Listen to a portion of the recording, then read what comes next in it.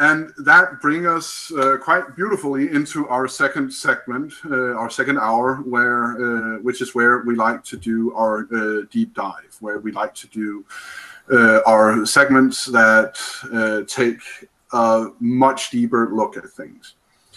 So we promised at the top of the hour, former hour, we promised to tell you about our mission statement. We promised to tell you why we're doing what we're doing and what we are about, what it is that we're trying to build, why you should view our show, why you should ask others to do the same. Now, we believe that activism is extremely important. It's not something that only a handful of people can do. Activism is extremely important. It changes minds, it changes laws. But activism in a world in which journalism doesn't function, it doesn't work. Because you can't be on every street, you can't be on every block. In a country of 330 million, if you have a cause in Flint, Michigan that cannot be solved within Flint, Michigan, that needs federal help somehow, then you need national coverage. And if the news are not paying attention, and if you think that the news are paying attention to Flint, please answer me when the latest segment on Flint, in which they still have poisoned water, when the latest segment was. Please tell me when the first segment was, because Al Jazeera reported on Flint, Michigan a year before Al Jazeera America reported on Flint, Michigan, a year before CNN, MSNBC, Fox, and ABC even touched it. A year. And it was over 6 months even before Al Jazeera reported on it. So activism and engagement is extremely important, but it cannot live in a vacuum. I believe that if it's in a vacuum, then it turns into a fight. And I don't mean like we have to fight for women's rights. I mean like, okay, we have to take to the streets. Oh, now there's blood in the streets. I mean Baltimore, I mean riots, I mean that kind of thing. So here at Project Sanity, what we want to build piece by piece is an organization that mixes activism. We want to bring you activist groups and showcase what they do. And we want to bring them together so that they can talk with each other as well and coordinate, because there are a lot of them. And most of them don't know that the rest of them exist. We want, at the same time, we want to bring you news. Because when you look at corporate media news, even the local reporting news, which have a freer hand, are not doing a good job. Even they are going for the sensationalism. Even they are going for the long-legged, sexy weather woman instead of actually telling you about climate change. Even they are ignoring local stories, like redlining, like fracking going on in poor neighborhoods in Los Angeles. Even these stories are hardly reported on, if ever. So what we want to do here is we want to build a media that reports the news through not an objective lens, but a nuanced one. I have my opinion, and I'll try to check it as much as possible, but I will not promote extremist causes. I will not denounce or denigrate an entire segment of the population. I will not overly generalize or demonize others, unless it's to make a sarcastic point, in which it will be abundantly clear. And neither will Richard. We will be as factual as possible. We will be as truthful as possible. We will strive to be as objective as possible. But they're not two equal sides to every story. When 90% of the scientific community states that climate change is real, there is division within the community on whether or not it's man-made, but they agree that climate change is happening. And most of them the far great most of them believe that change can be done to stave it off or at least safeguard against it. So when each time climate change is talked about, when you are shown, oh, this is one point and this is another point, they don't believe it, they believe it, that is not an accurate factual reporting. There are not two equal sides to every point. So we will bring you activism, we will engage with you, we will ask you to go do things. We will ask you to go help in your local communities if you can. We will ask you to take on what you're able to take on. We will ask you to send us stories. We will help you and train you if we are able to do reporting that is good, that is not just another person on YouTube shouting at the top of his or her lungs. This is what we want to do.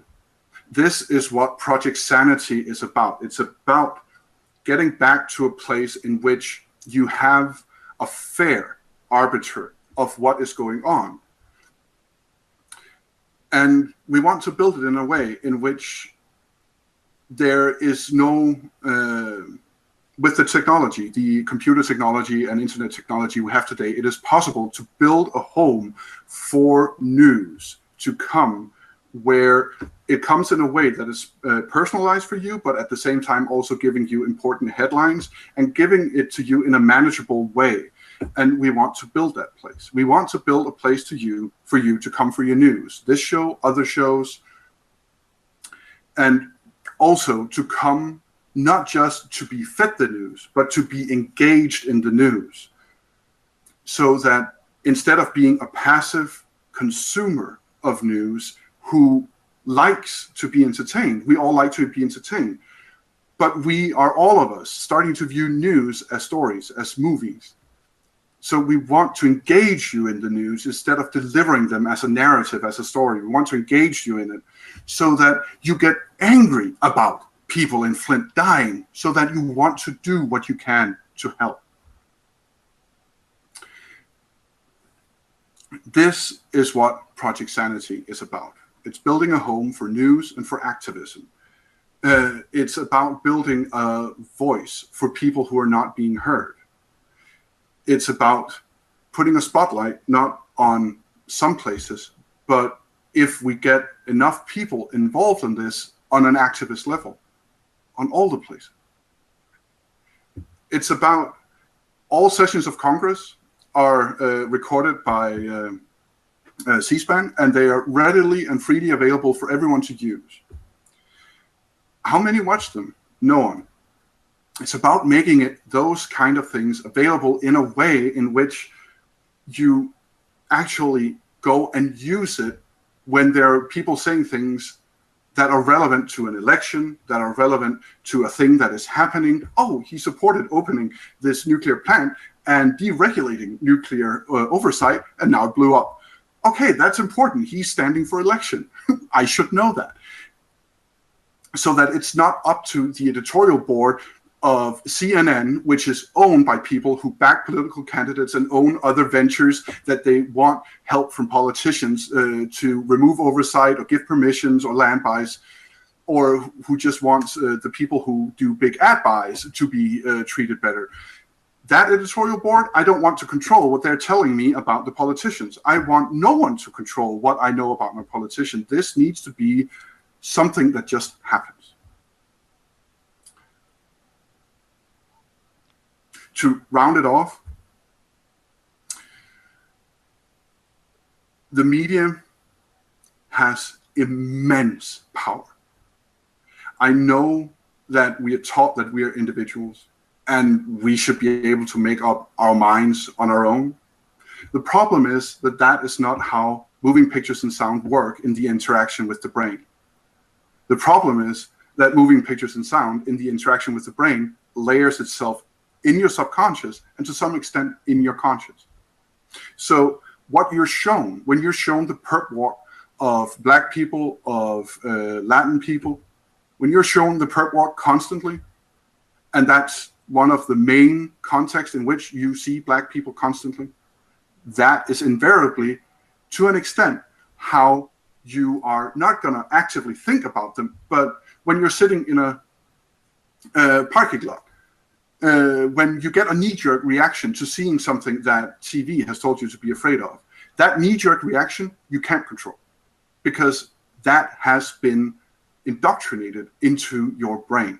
Now, if you're conscious of this, and if you are a person that is self-examining, can control what you do after the knee-jerk reaction. But the knee-jerk, which all of us who has tried one of those, we know that is strong. That is powerful. And that is something that is taught. That is something that is hardwired to us. So yes, freedom of the press, but it comes with responsibility. And we want to show you how to do that. And we want to do it with you. And we want you to tell us how to do it. So engage with us and help us build Project Sanity for the dialogue in this country and in others. Richard, your 2 cents? That was, I think you pretty much nailed pretty much everything. I just wanted to pick up on what you left off on, in that what that means is that we need people to get engaged in, like, not just with us. Like, it would be great to have people come along and help Project Sanity progress and do different things and do what we're trying to accomplish. But it's very important that you do, if it's doing what we're doing here, but with a focus on what's going on in Texas, or what's going on in New York, or what's going on in California, that's a great way to get involved. If it means just looking up news stories that you noticed that you didn't see anywhere else and bringing them to our attention, or some other media personality or whatever's attention, some other outlet's attention.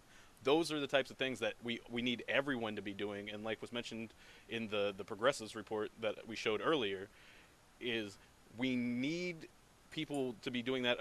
Each person that's doing it and shares their experience with someone else can help inspire someone else that's just passively observing, get inspired to join and figure out what they can do to help this cause that we're all behind, which is both what you mentioned, what we're very tuned into here at Project Sanity, which is holding media accountable and providing an outlet for the type of news that we think that people deserve. But we're just one team, one group of people. Like, we have our biases, and we have those things that have been planted deep in our subconscious long before we started thinking about these things, and some of them we're aware of, some of them we aren't. And so it's important that you don't become reliant on just one place. And so one of the things that I want to make sure that we're also doing here is making sure that we're bringing up a story or something from a different perspective, that we're going to give you something you wouldn't see elsewhere, and or on a traditional platform like this, where we're trying to expose progressive things that don't get enough coverage. We're also going to talk about things that might not be as comfortable for progressives to think about, in part of the non-demonization of our opposition on a particular topic or subject. And so we're going to be challenging you not only to do specific like homework type assignments about whether it's doing some research on a topic that we're going to be discussing in the future, or whatever it may be.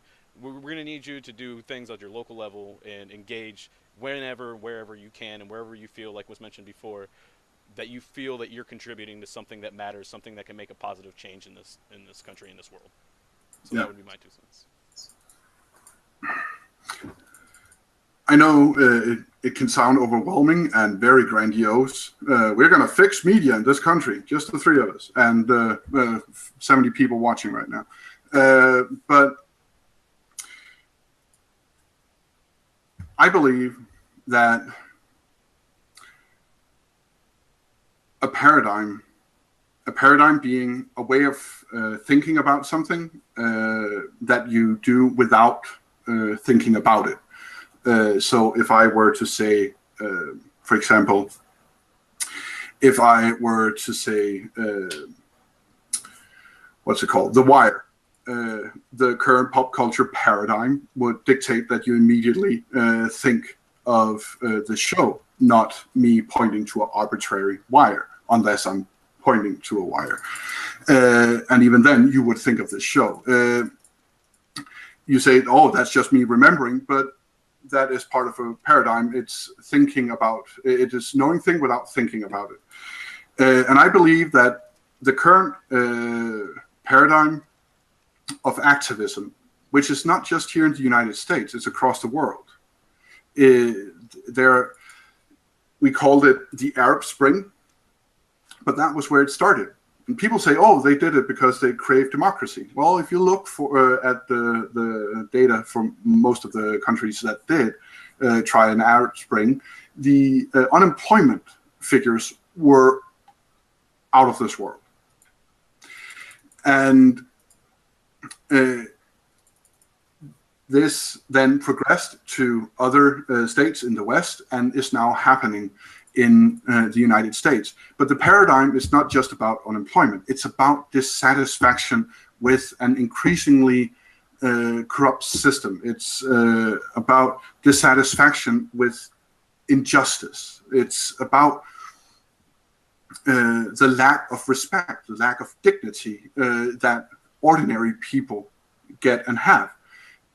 And I believe that that paradigm is what, for example, Donald Trump is taking advantage of. But he's taking that paradigm and then playing it on fear. Whereas Bernie Sanders is taking advantage of the same paradigm that Donald Trump is, but he's playing on hope, rebuilding, and achievement, of getting back, of doing more. What Hillary Clinton is playing on is 90s identity politics, in my opinion, and nothing else. And I believe that this paradigm, I did not come to the idea that new media is needed on my own. This is something that has grown within me over a decade, if not more. Neither has these people that I'm working with, Richard and my fiance and other people. There are many other people out there who also want to do activism and journalism, or both of them together. And they are also doing it from the same reasons. And there are more and more people who are dissatisfied with corporate media, not just in the US, but also in Europe. So this is not about the three of us plus our audience changing the world. This is about the world is already changing. And you have to make a choice. Is it going to change in the way of how the loud people running with Trump is saying? Or is it going to change in the fear-mongering of the Democrats who say, vote for Hillary. If it's Bernie, it becomes a communist country, or he loses to Trump. Or are you going to try and build something positive? Are you going to take this change that is happening? Even if it gets crushed by the establishment this go around, I guarantee you that it's going to be there under the surface waiting to come back. So this change, is it going to come with you, where you help decide the direction in which it goes? Or are you going to let the people shouting at the top of their lungs about hate, about intolerance, about the injustice of how white people are being oppressed by black people, and political correctness? Are you going to let those people decide which way this direction is going? Are you going to let Wolf Blitzer, Fox, or MSNBC, that has fired each independent voice consistently over the last 10 years, from Cenk from the Young Turks to, forget her name, Richard, I believe you know it. Perry? Yeah. I mean, are you going to let those people do this? No, I think I'm sorry. No, I think that was right. Yeah. Okay, yeah. Richard Perry, yeah. Okay. Yeah, no, I think Nis is reading a comment right now, and yeah, sorry. An interesting point. Yeah, I'm gonna address that later. But what I would like to do while I read that comment, and just take a minute to think about it, is I would like for Richard, if you could start queuing up the videos that we've selected, and I'll set it up while you queue it. So what's happened in the past is Jon Stewart, back when he and Stephen Colbert were both still at their shows, they did a rally that they called the Rally to Restore Sanity and or Fear. And they did it at the mall in Washington, D.C. They did it immediately following Glenn Beck's rally, which was dwarfed, to put it mildly, by Jon Stewart's rally. Now, at the end of this 2-3 hour rally, Jon Stewart did a speech. In this speech, he tried to illustrate what he saw was wrong with the media. And one of the things, and this is a quote, he said, "These are hard times, not end times. And we can have animus and not be enemies. But unfortunately, one of our main tools in delineating between the two broke." And he goes on talking about pundits and the media, which is the tool he believes is completely broken. Now, after saying this, he got hit pretty hard by some people. Other people took the criticism seriously. But one of the people who tried to understand what he meant, to clarify it, was Rachel Maddow. I have, in recent, during this political campaign, I've lost some respect for her, I gotta say. But she did an interview, which we're gonna show you 2 30-second clips from. We don't have money to pay MSNBC to show you the full context of the clips, so we can only show you 30-second clips. So, Richard, if you would cue up the first one. Mm-hmm. The left versus right? Yes. Okay. And, just a moment here. Get that resituated. All right. And we are ready. Yep. Roll it. Again, the intention was not to say that that's people on the left and that's people on the right. The intention is to say that we've all bought into that the conflict in this country is left and right. Liberal, conservative, red, blue. And all the news networks have bought into that. CNN sort of started it. So, as you can hear, what Jon Stewart is talking about here is that the media is creating a form of an animosity between two people by breaking them into, oh, there are Republicans and there are Democrats, and playing them off against each other. And what he wants journalism or the media to be about is about, which comes later in the same segment, is Rachel Maddow cuts him in and says that she doesn't believe that she's about Democrat, liberal, or Republican or conservative. She's about bad facts. And then he cuts in and say, then why can't it just be about bad facts? To which she retreats a bit, saying, well, I do shows about bad facts as often as I can. In the next clip, they talk. In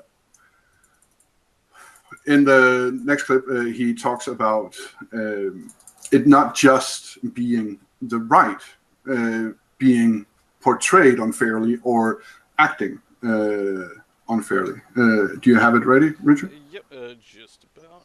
And just make sure that's the right one. Yeah, and we are good.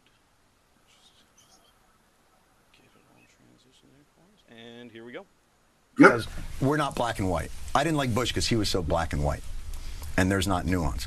Do you think that the left ever suffers from that same myopia? I think bad arguments exist everywhere. Yeah. So why not just do bad arguments? Why be, you are who you are, and I think you're a person that doesn't like bad arguments. That's the bad arguments. Yep. Now, sorry, got ahead of myself. I don't have audio on the clips being played.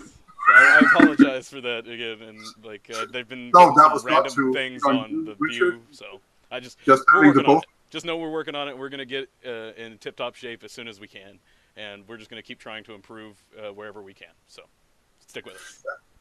Yeah, we hope to bring you a working feature or a new feature each show. seems like a reason. It seems reasonable. Yeah. So these clips are pretty old, but it's to show that it's a conversation that has been going on for some time, even though it's not a conversation that the media is immediately covering. So, as most of you know, the White House Correspondents' Dinner is something that has been going on for quite some time, in which presidents and pundits of media get together, slap each other's backs, and have drinks and laughs. And it's basically the last thing that should happen in a free and open democracy, in which the media should be at the throat of the politicians. They should be constantly examining, what are you doing? What is that financial interest? How did you vote on that bill according to that financial interest? What is happening here?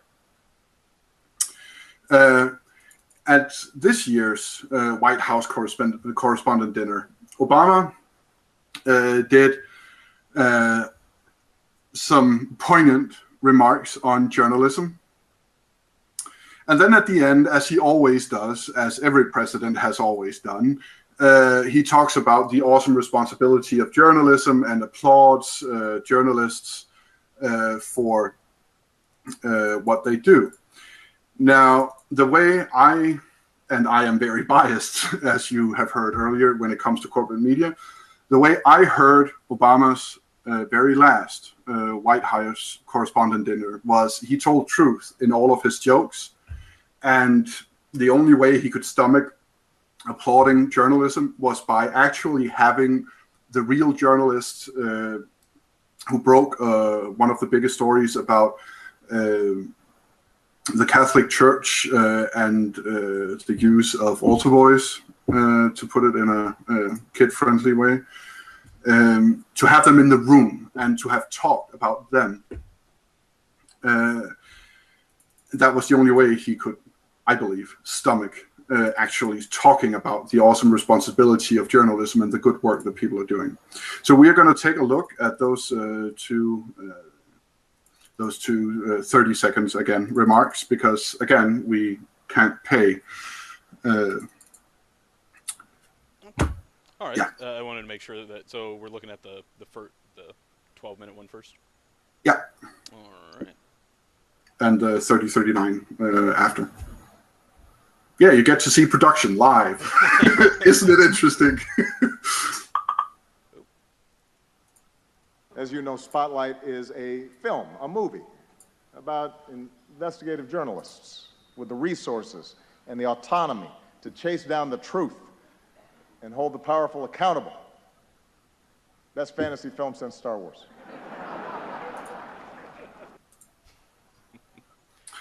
Yeah. Best fantasy film since Star Wars.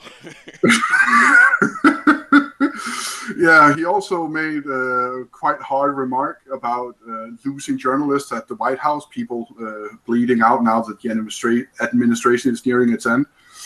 And he made a joke about Jake Tapper leaving journalism to go work at CNN. CNN got hit pretty hard during this White House Correspondents' Dinner, gotta say. If you're ready with the next clip, we'll just go into what we actually believe that media should live up to each and every day, and that we don't believe it can live up to with a profit motive hanging so large over its head. There are other ways of doing it, as we're going to try and look into. Yep, and just getting it set up for us here momentarily. That'll make it a little easier on my side here for us. All okay. Right. And I just want to make sure that we're queued up to the right time, because I remember this one was close. Yep, so I need to move. Yep, very close. Oh, and it is awfully stubborn. So, just a moment here, and we'll get ready for you.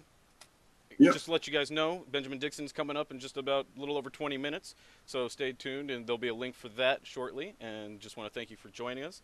here is Obama on the responsibility of journalists. Engage in the dogged pursuit of informing citizens and holding leaders accountable and making our government of the people possible. And it's an enormous responsibility. And I realize it's an enormous challenge at a time when the economics of the business sometimes incentivize speed over depth, and when controversy and conflict are what most immediately attract readers and viewers. The good And that's Obama talking about the responsibility. Go ahead. So we have a question from the chat. From Dina Uno. I missed what he was saying a minute ago about the Young Turks. Anyone wants to fill me in? So Cenk, who started the Young Turks before it became this huge professional production it is now. This was back when they basically had just a large monitor behind them, like a 40-inch screen behind them with the Young Turks logo rattling in the wind. And he was sitting at a small round table. He got picked up by MSNBC. They liked him. They liked his progressive voice. They liked his fire. They liked his passion. They liked all about it. So they picked him up and gave him a show. And on top of that, they gave him Washington as a beat to report on. And he then reported on Washington. Yeah, good. And then he started reporting on Democrats in Washington. And then MSNBC started saying, whoa, whoa, whoa, whoa, whoa, you're being very critical of people that we know. We can't have that. And you can find himself talking about this at great detail on the Young Turks, in which he talks about how he was having a conversation in which his show had gone way up in his ratings after having struggled in the beginning because he tried to become the corporate media person that MSNBC wanted him to be, but he finally started going out on his own, becoming who he was, and his rating was going through the roof, and his show was extremely successful. And he had a meeting with a person from MSNBC who basically told him, so we need you to rein it in, or we're going to move you to a slot in which your show would basically die. At which point he had the choice between, because they wouldn't fire him, because if they fired him, it would be a story, and he would be able to go out and seek employment elsewhere. So he had to quit. And he could quit because he had the Young Turks to go back to. Other people have been in the same position who couldn't. So these are, of course, again, stories that the media doesn't report on. Yeah, essentially something very similar to what happened with Melissa Harris Perry. Yes. So MSNBC is supposed to be our liberal bastion as far as news goes. Oh no! The Morning Joe is their biggest rated show now, so they're going. They think that there are more viewers in Blue Dog Democrats, so they're going over to where the Republican Party used to be. That's where they're moving. Yeah, that's corporate media for you folks. So it's why it's important for not only to support shows like ours and Benjamin's and Anoa's and all the other shows out there like the Young Turks, but to get engaged yourself and get active yourself and contribute how and where you can. Yeah. Okay, so next up, we want to show, this is more beating on the media, but we want to show it because we have an interview with Jon Stewart, in which Jon Stewart comments on Larry Wilmore's performance at the Washington the White House Correspondent Dinner. So we're going to show you two 30-second segments more with Larry Wilmore, whose performance, by the way, if you haven't seen it, go to the website, watch. It's legendary. He basically goes into a room, tells jokes for 10 minutes, loses the room completely, and instead of adapting to pleasing the room, continued doing his material. And he basically just hit media constantly, and of course the complete deadlock in Washington. We'll show you two 30-second bits that goes into what we're talking about, but I would highly recommend that you go watch this. Yep. Here's we are ready, so here's our first little clip from it. You were like killing Osama bin Laden. Remember that? Who are you killing tonight? Can't be print journalism. That industry's been dead for a while now, right? Sorry. I'm just kidding. Shout out to the print media. No, really, you have to shout. They're like all over 70 now. You have to. So the follow-up was nice, wasn't it? Yes. You know, Yeah. shout out to the print media. No, seriously, you need to shout. A little bit of ageism, but I feel like it didn't seem over the top in my view. Yeah. And then, did you want to go straight into the next clip, or? Yeah. So the next clip is back to beating on CNN, which, as I said, really got a slacking this time around. I know usually Fox News is the centerpiece, but I think everyone has basically accepted, yeah, Fox News is propaganda. So, not everyone, not their viewers, but Fox News is basically propaganda. They don't care what we say. CNN, maybe there's like a glimmer of a soul still left somewhere in there. Maybe if we, yeah, because CNN is overwhelmingly viewed as a neutral network that does good journalism, which they don't. And let's take Larry's take on it. Yep. Yeah. And not to throw any shade, but Fox News is the highest rated cable news channel among viewers who have no idea what shade means. That was a funny joke. It wasn't the one that we actually intended to queue up. I got the wrong time marker. I can pull that up real quick for you. That was the joke on Fox News viewers having the highest ratings for people who don't know what shade is. And I'm just pulling it up here now. Sorry about that, folks. I really wish, maybe YouTube does, and I just don't know how to do it. But here we go. Here's the clip that we wanted. CNN is here tonight. You mentioned CNN. Yep. I've been watching CNN a long time. Yep. Used to watch it back when it was a news network. I did. Was it all CNN here tonight? And as you could tell with the CNN joke, it did not go over well in the crowd. No, it really did not. But at this point, he'd been beating pretty hard on them. He had previously done a Wolf Blitzer joke as well. But to say the least, it's a topic that is coming up more and more often. And we feel like there has been several calls to action on this topic which have not been heard. One of them was to rally to restore sanity and or fear, which did very little. It had some results. Jon Stewart was also very famously on CNN's show Crossfire as a single person to be interviewed, which they promoted the shit out of. Because, ooh, Jon Stewart on Crossfire, and we get like, ooh, half an hour talking to this guy. And all he did was just take them down. And he did it live on air to thunderous applause by their own audience.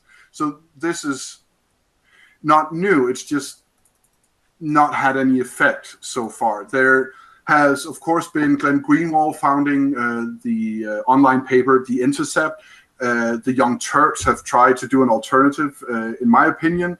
They have gotten way too opinionated and way too smug about it, but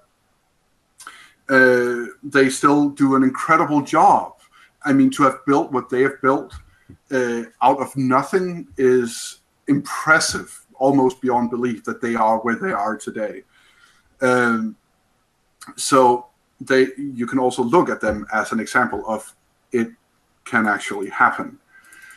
So we want to do this, and we feel like the call so far on a major scale has been ignored. But I also feel like after I got involved with the Bernie Sanders movement,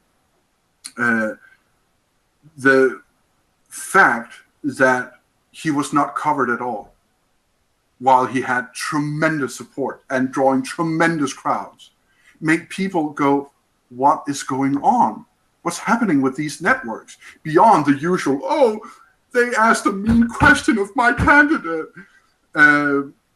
They actually, people started saying, what's wrong here?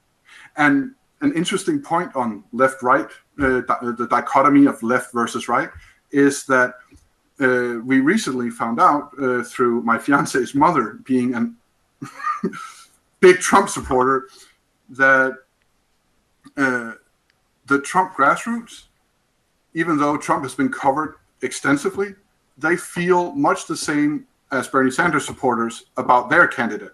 They feel like their grassroots movement, which has been underground and building since Iowa, has been completely ignored by the media and by everyone, and has not been looked at. And I gotta say that at least to the point that their grassroots movement has been ignored, they're right. I did not know that there was an extensive professional grassroots movement behind Trump, and that is to a large extent behind his success in many, many, many caucus states.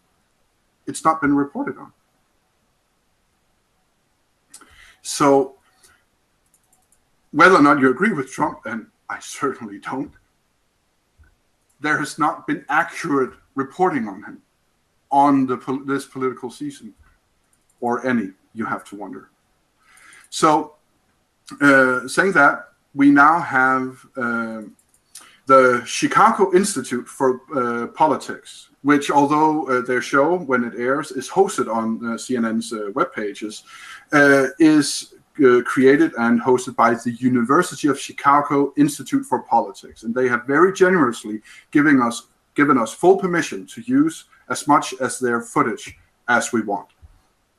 So we are going to show you a bit longer segment on what Jon Stewart's feelings and comments on Larry Wilmore's success or failure at the White House Correspondent Dinner is, but more importantly also how he and the people he has worked with, groomed, and helped become successful think of politics and journalism and the symbiosis that they live in. All right, I'm ready when you are. Press play, please. You know, and we saw it again with Larry Wilmore. At the White House. At the White House I want to ask you about your reaction. Larry Wilmore did the White House Correspondents' Dinner, and everybody went nuts. My God, he's done. With what? He's finished. He's not running for anything. He's not finished. He'll never get asked back. I don't think he gives a shit. Right. You know, and when you watch the post-show analysis, it was all based on whether or not he had helped himself, how some of the room had read it, and not in any way... A little narcissistic there. But not only narcissistic, but in no way an examination of the foundation of what he was saying, which is you are an incredibly corrupt and blinded symbiotic terrarium. Yeah, I don't understand why that message wasn't well received. Here's the thing, not well received, not received. Yes. Not noticed. No, that's yes. They did not notice it. What they noticed was, well, you didn't get that many laughs. Yeah, it went totally over their heads, and what they didn't notice was what he was actually saying.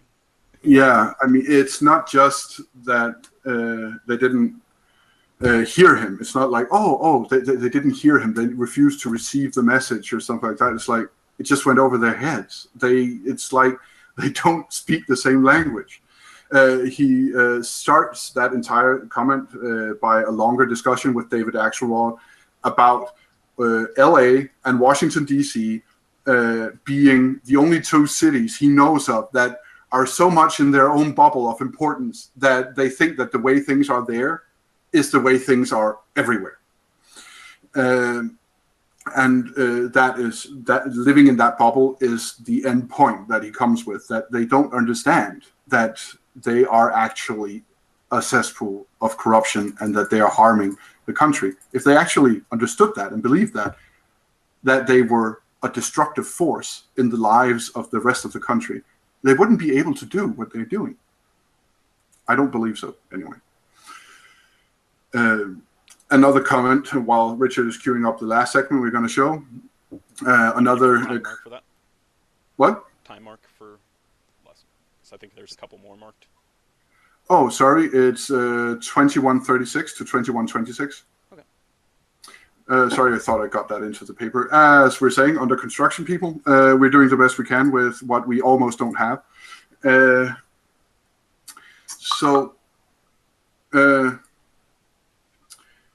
What we want to end the show with is this clip and a call, yet another call to action and a message of it being possible by Jon Stewart. And he's been given credit for the Zadroga bill, the 9/11 first responders bill, to give the first responders healthcare. He's been giving a lot of credit for making it pass. He speaks to that in this interview. I would ask you to go check it out. It's the Axe Files at the Chicago Institute of the University of Chicago Institute of Politics, which have graciously let us use their footage.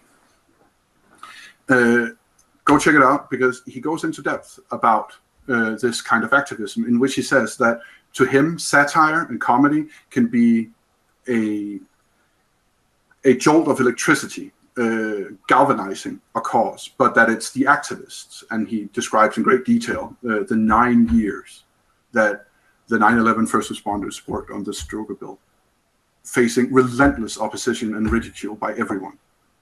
9 years to get what is fair, what is just base fair, that everyone can agree on is just fair. And still he had to shame them on national television to get it passed twice. And we're going to roll the next clip. I think this is the one you're talking about. 2136 to 2226. Hi, I just wanted to go back to earlier you were talking about the media. No, it's not. How they kind of I was just talking about what else he's talking about. This is about media and politics. I'll go to that time mark then. Just sorry about that. Just give me a moment, folks. We'll have a much better system worked out by next week. Promise you. And make sure to stay tuned, and Benjamin will be with you shortly. All right, 21. 36. In all the wrong directions. And right now, the system is incentivized in the way that a crack dealer is incentivized, which is it can do tremendous damage, but as long as people are buying crack, everything's good on his block. And I truly believe it's that corrosive and corrupt. When you have the presidents of networks saying Trump is good for business, when you have the lead anchor of Fox News having to go to Trump's hotel to make him stop being mean to her, and now he says she's terrific because they've had a détente, that's fucked. Yeah. You know, I don't know how you describe, you know, there are heads of networks who have said Donald Trump is great for business. Well, why would you kill the thing that's great for business? Well, I asked why you at would the you beginning, even, and you why were- would you even say what it was? I asked you at the beginning, and you were sort of dismissive about what the role of the media has been. That was on the corrosiveness of the system and such? Yes. And I would like I'd like to give a shout out to everyone in chat who's been so engaging, and I would like to say to VCube that I'm gonna respond to your comment on the Arab Spring on the next show, or at least on the YouTube comment section later today or tomorrow. I'm gonna give a shout out to Fritz Karl and Karen and others, and I want to give a shout out to the Benjamin Dixon Show for allowing us to be here, and I would encourage you to watch the Benjamin Dixon Show right after this. And I want to give a shout out to my partner, Richard, and to my fiance, Kelly, and to David and Dr. Hyde and everyone who are working tirelessly and for not just a pittance, for nothing, to make this show happen. And I would like to give a shout out to all of you for watching this. And if any of you are, due to this, just doing one thing tomorrow or next week that you wouldn't have done otherwise, please show us. Send it, hashtag Project Sanity, hashtag Progressive Army, show us, and we will try and feature it. If you have local news, grassroots news, activism news, or just a counter news to a news story that is being carried by corporate media, send it to us. please. Nis, N-I-S, at progressivearmy.com, or Kelly, K-E-L-L-Y, at progressivearmy.com. And with this, we should have our outro video ready, or at least about to be ready. At least about to be ready. We have to cut off because we have a hard cut where Benjamin takes over from his the new studio he's gotten access to in Boston. So, thanks everyone for joining us. Here's the clip. If it ends early, then just go ahead and head over to the Benjamin Dixon Show. Thanks again, and here we go. And I was wondering how we could really go about changing those incentives to focus on clarity over a conflict, like you said. Kind of stray away from the Fox business model. Well, it's not. The one thing I would say is it's not just the Fox business model. I think it's the business model. Fox has found a way to work their ideology into the business model, which I think is, you know, having your cake and eating it too. CNN doesn't have an ideology other than, you know, narrating the news as it happens outside without knowing why. MSNBC would like to have the clarity of their ideology mesh with making money, but so far that hasn't just worked out. But I think, again, news isn't just another, as in the same way that I view healthcare, it's just not another commodity that is placed on your cable box. And I think the concerted effort has to be is to remove it from that system, to not necessarily to try and create a 24-hour news network that can be a powerful counterweight, a Fox News of veracity, where it's not so reliant on the daily exigencies of ratings and such, but is still good television and is still interesting. And I think it can be done. When you and I